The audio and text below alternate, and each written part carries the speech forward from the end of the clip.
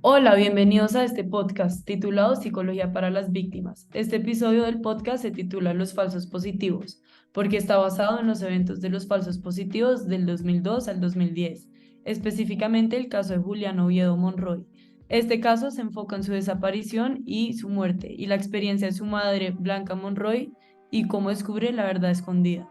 Las personas que hacen parte de este podcast serán Juan Sebastián Rueda, acogiendo la voz de Julián, Sofía Lloreda, acogiendo la voz de Blanca, Gabriela Hani, nuestra segunda narradora, y yo, Manuela Medina, como narradora también. A continuación, vamos a entrevistar a Julián Oviedo y a su madre Blanca Monroy. Ahora, Julián nos contará su caso, quién era, cómo sucedió, un recuento de cómo vivía y de cómo se desencadenó todo. Mi nombre era Julián Oviedo Monroy.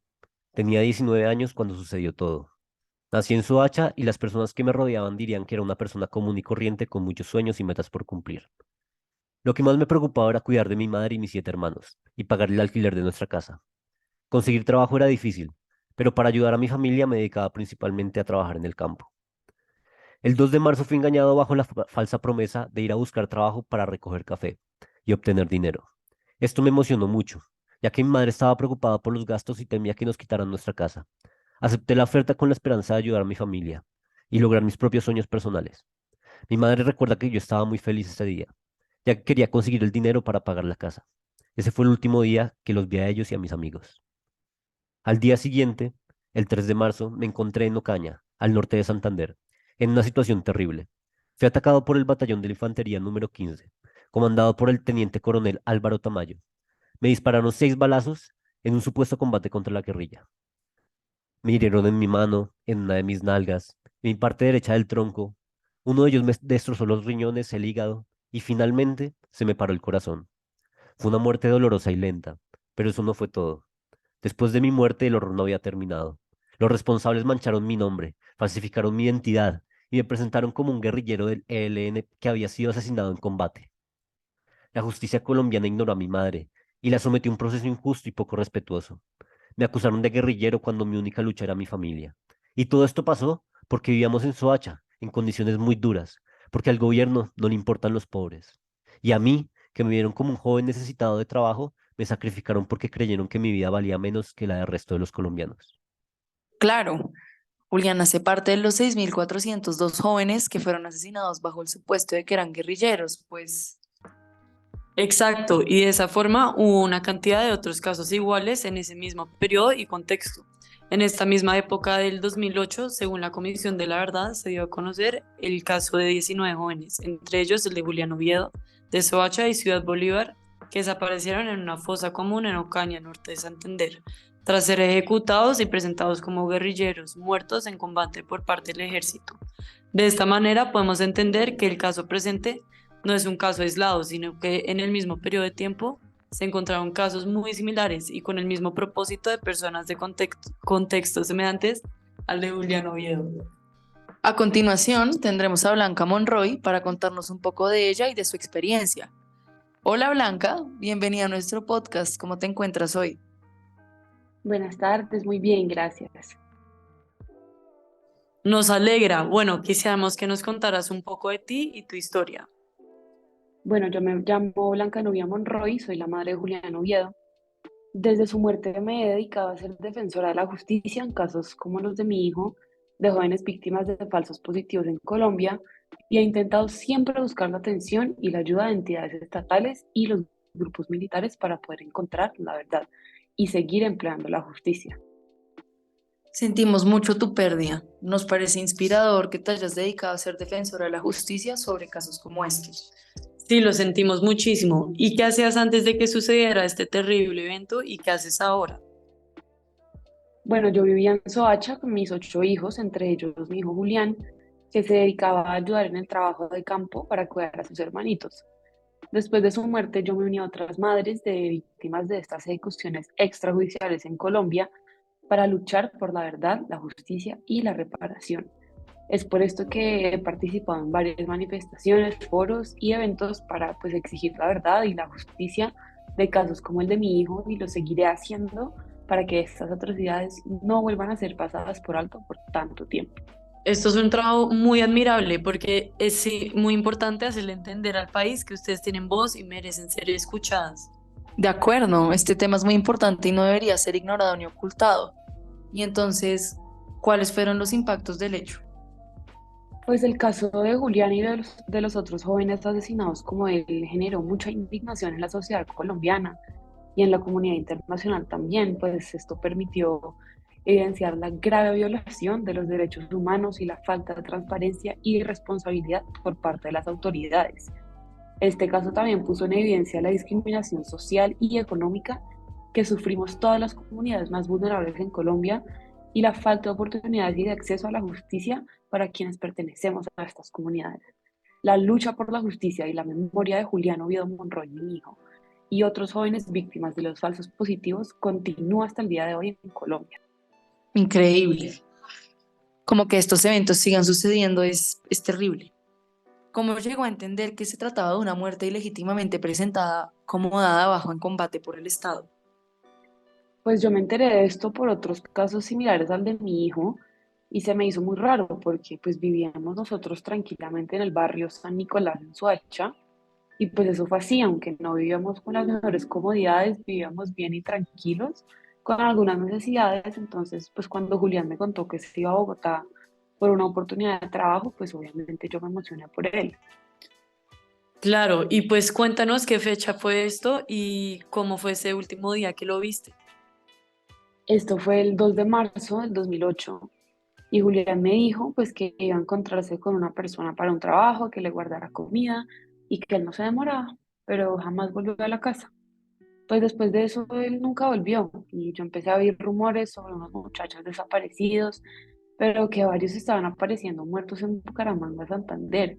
Entonces pues yo seguí buscando a mi hijo hasta que 6 meses después me llegó una llamada de medicina legal diciendo que habían encontrado un cuerpo con las características de mi hijo. Entonces, pues me tocó comprobar si era mi muchachito. Entonces yo me fui con mi hija a ver si era. Y pues al ver la imagen del muchacho que podía ser mi hijo, pues mi hija y yo notamos que tenía una balanza tatuada del signo Libra. Entonces le miramos el tatuaje y ahí mi hija me agarró la mano muy fuerte y me dijo, mamá, es Julián. A mí me dijeron que lo habían encontrado como otro guerrillero, pero yo sabía que mi hijo no era ningún guerrillero, eso era imposible. Entonces me uní con otras madres que tenían la misma historia y ahí yo llegué a entender que la muerte de mi hijo Julián se trataba de una mentira de parte del ejército y del Estado, porque su muerte fue enmascarada como si él hubiera sido uno de los muertos en combate. Esto es absurdo. Me imagino su tristeza y confusión al enterarse sobre la muerte de su hijo. Sí, esto es terrible. Además debió llenarse de rabia al oír que están acusando a su hijo de ser un guerrillero cuando claramente nunca lo fue. Entonces, pues cuéntenos qué ha pasado con el proceso judicial. Bueno, pues el proceso judicial de este caso fue que en el 2022 hubo la primera audiencia pública de reconocimiento por parte de la JEP, en la cual pues los militares responsables de la muerte de mi hijo me pidieron perdón tanto a mí, al país y a todas las otras madres y reconocieron que le fallaron a la institución y públicamente anunciaron que las víctimas como Julián Oviedo y los otros 18 o más eran completamente inocentes. Ahora, pues aunque esta audiencia haya sido los mayores avances en la justicia y la reparación de la paz en el país, pues las víctimas de estos sucesos y nosotros, sus familias, aclaramos a los encargados que dieron órdenes de estos asesinatos, pues que necesitábamos un largo camino judicial para recorrer, que todavía necesitábamos la verdad. Qué bien que por fin tomaron responsabilidad de sus actos después de 14 años. Sí, sí, y esa reunión con los militares debió ser emocionalmente fuerte para usted, señora Blanca. Sí, claro que lo fue. Pues yo llegué con mucha rabia a esa reunión, pero pues solo Dios los puede juzgar. Si hicieron algo malo y feo para el país, pero pues bueno, Dios sabrá darles el perdón a ellos. Yo, pues como lo dije, no estaba preparada para perdonarlos, pero la verdad ya no guardo ese rencor. Ese odio ya se fue de mí y nos dimos la mano con el militar. Dios mío. ¿Y cómo se ha gestionado emocionalmente para esta difícil experiencia? Pues como les mencioné antes, yo estaba consumida por rabia y una tristeza profunda. pero pues a través de los años logré un poco dejar al lado esos sentimientos negativos que tenía y logré llegar a perdonar de cierta manera a los culpables de la muerte de mi hijo, aunque no del todo. Sin embargo, pues viví 13 años de un dolor inimaginable y un vacío que me pesaba y hasta el día de hoy me pesa. No nos podemos imaginar ese dolor que cargó por tantos años y quiénes han sido una fuente de apoyo para usted con esta gestión emocional. Pues claro que este evento me ha hecho darme cuenta de varias fuentes de apoyo que han funcionado para esta gestión emocional y pues primero claro que mi familia con mis 7 hijos es una de esas fuentes, otras son las madres de Soacha y del país que vieron lo mismo y un ejemplo de estas madres es Jacqueline Castillo que perdió a su hermano Jaime Castillo Peña a quien encontraron muerto en Ocaña igual que mi hijo. No, nos parece, esto es terrible, pero nos parece admirable cómo las madres que fueron víctimas de los falsos positivos, como usted, se hayan unido por una misma causa. Todas se pueden apoyar emocionalmente y esto es muy importante.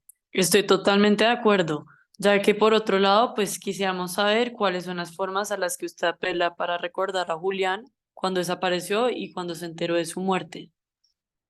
Pues una de las formas en las que yo siempre he recordado a mi hijo desaparecido y después de toda esa tragedia fue el olor de su ropa, ya que pues cuando pasaron 6 meses en el que yo no sabía nada de él, yo entré a su cuarto y cogí su ropa y solo la abracé. En ese momento empecé a llorar sin parar y pues posteriormente a su muerte yo seguí haciendo lo mismo para poder recordarme de él. Qué terrible, señora Blanca. Sentimos mucho tu pérdida y admiramos mucho toda la fortaleza que has tenido para llegar aquí hoy. Muchas gracias por compartir tu proceso, que sabemos que no ha sido nada fácil y estamos todos pendientes de los pasos que van a seguir después del encuentro del año pasado. Hasta luego, señora Blanca, que esté muy bien. Entonces, después de todo lo que nos contó Blanca, nuestro podcast se relaciona ante esta situación y a la psicología para las víctimas. Además, tiene una conexión con los autores Martín Baró y Judith Butler, los cuales exploraron los temas importantes que hay que aplicar en la psicología. Primero, encontramos que hay problemas que son objeto de la psicología, en este caso los falsos positivos. Claro, pues esta población que es víctima de los falsos positivos es una comunidad vulnerable donde la psicología se puede aplicar y crear un cambio. En esta situación, los psicólogos pueden brindar a esta población estrategias que les permitan reintegrarse al resto de la población de la manera más funcional posible. Me refiero a ayudarlos a lidiar con los problemas traumáticos y pérdidas que han enfrentado, que podrían estar afectando su calidad de vida. Pues también considero fundamental que estas madres hayan hablado con la comunidad del ejército y que logren crear un tipo de cierre emocional. Por otro lado, esto se relaciona a los planteamientos de los autores Martin Baró y Judith Butler. Primero, pues Martin Baró creó la teoría de la psicología de la liberación para la violencia de Latinoamérica, para poder brindarles una mejor ayuda a estas comunidades afectadas por la violencia, en este caso como las víctimas de los falsos positivos como el de Julián. Baró decía que la neutralidad traiciona el propósito original de las ciencias sociales. Asimismo, los psicólogos no deberíamos tomar neutralidad. De esta forma, él se hacía la siguiente pregunta: si no hacemos psicología para las víctimas, entonces ¿para qué hacemos psicología? De acuerdo, y asimismo lo menciona Judith Butler, pues todas las vidas son precarias, lo cual significa la relevancia del cuidado de la vida, que sin importar tu raza, nacionalidad, situación económica, género y demás aspectos, pues no deberían apoyarse una vida es más relevante que otra. Este concepto es esencial para el objeto de trabajo de la psicología y en este caso los falsos positivos, porque es un evento que tiene todo que ver con esto, ya que uno de los reclutadores llamado Alexander Carretero dijo lo siguiente: escogemos a los más chirretes, a los que estuvieran vagando por la calle y dispuestos a irse a otras regiones a ganar plata para trabajarlos. Asimismo, el reclutador pensó que la vida de estos muchachos de distintos municipios del país no eran igual de valiosas a otros. Entonces, es importante explicar la precariedad de la vida de las personas, así como lo explica Butler. Más allá, todo el sufrimiento y la parte emocional y afectiva de los familiares proviene de muchos lados, y es justo ofrecer un proceso adecuado para que puedan gestionar de la mejor manera, ¿no te parece? Sí, claro, pues realmente el sufrimiento vivido por los familiares de falsos positivos puede tener diferentes razones, las cuales se originan desde la muerte extrajudicial de Julián. Estas razones van desde la experiencia traumática de perder a un ser querido de manera repentina y violenta, como la posterior incertidumbre y falta de cierre respecto a lo sucedido. Además de esto, por la entrevista sabemos que para Blanca el trato de su hijo como guerrillero y la falta de rendición de cuentas de los responsables de los crímenes fueron los mayores contribuidores a la continua angustia emocional que sufrió. No, claro, y además de esto, el sufrimiento de los familiares se sostiene a través de la negación y la invisibilización de sus experiencias por parte de las instituciones del Estado y la sociedad en general. Esta negación implica una violencia simbólica que deslegitima el sufrimiento de los familiares y les impide acceder a la justicia y al reconocimiento social. En este sentido, la gestión emocional del sufrimiento implica un proceso de lucha por la visibilización y el reconocimiento social de las víctimas, que permita desmantelar la narrativa oficial y construir una alternativa que respete los derechos humanos y la dignidad de todas las personas. Y bueno, con esto en cuenta, Manu, tú que te dedicas a explorar la gestión emocional, ¿qué propones?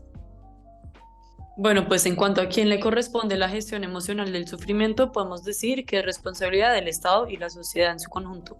El Estado debe garantizar el acceso a la justicia y la reparación para las víctimas y sus familiares, y pues debe asumir su responsabilidad en la construcción de una narrativa oficial que respete los derechos humanos y la dignidad de todas las personas. Por su parte, la sociedad debe comprometerse en la lucha contra la violencia estructural y pues la construcción de una cultura de paz y respeto a la diversidad humana. Además de la gestión emocional, se siente como si nos quedáramos cortas como psicólogas para ofrecer ayuda a las víctimas, ¿no? Entonces, ¿qué puede y debe hacer la psicología ante un caso como estos?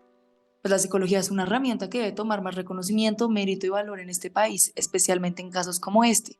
Pues este es un país lleno de dolor y de rencor, con heridas abiertas y traumas. Ha habido suficiente violencia y agonía para que la psicología se siga quedando a los márgenes. Esta herramienta es tan vital que debe poder estar presente y a la mano para todas las personas que han vivido este dolor, no solo para las personas que puedan utilizarla con facilidad. La psicología está comúnmente presente en las élites de los países, especialmente en Colombia, pero esto debe cambiar, pues cada caso es válido, pero estas personas como Blanca Monroy y todas las madres de Mafapo deberán tener servicio a estas herramientas psicológicas para terapias, grupos de apoyo de profesionales y simplemente recursos para poder sanar, procesar y aceptar y llegar a sentir paz nuevamente. Y bueno, y así queda algo muy importante y es que podemos aportar algo y podemos aportar más de lo que creemos si cambiamos un poco el enfoque, ¿no? ¿Cómo hacemos que nuestra profesión aporte en casos como estos, casos que pertenecen solo a Colombia y que se sale de todo el esquema psicológico occidental? Bueno, pues te cuento, aquí Martín Baró sostiene que la psicología debe tener en cuenta a las minorías para que sea una psicología válida. La psicología también tiene que poder explorar diferentes formas de tratamiento y entender que el luto de las madres de Soacha es un luto particular y diferente a las de otras madres que han perdido un hijo. La psicología se puede encargar de proveer a las víctimas con una psicología justa, una psicología que las entienda y entienda la injusticia por las que tuvieron que pasar. Además, se puede encargar de proveer a estas madres con un tratamiento particular, diferente y que pueda permitir que las madres pasen su luto y se enfrenten a la individualidad de cada uno de sus casos. Pues la psicología puede ofrecer un proceso específico y debe serlo para que sea significativo. También debe hacer entender a todos los involucrados que la guerra sí cambia los marcos sociales, como lo indica Butler. La guerra cambia muchas dinámicas sociales y si la psicología es capaz de aplicar este enfoque desde la perspectiva de las víctimas, pues puede llegar a lograr un aporte significativo. Completamente de acuerdo, pero bueno, se nos acabó el tiempo. Entonces ya para cerrar, esperamos que salgan de este podcast mejor informados sobre este tema, que nos motivemos para seguir aprendiendo y conociendo mejor nuestro país, tanto lo malo como lo bueno. Ahora les queremos agradecer por oír nuestro podcast. Hasta luego y nos vemos en la próxima.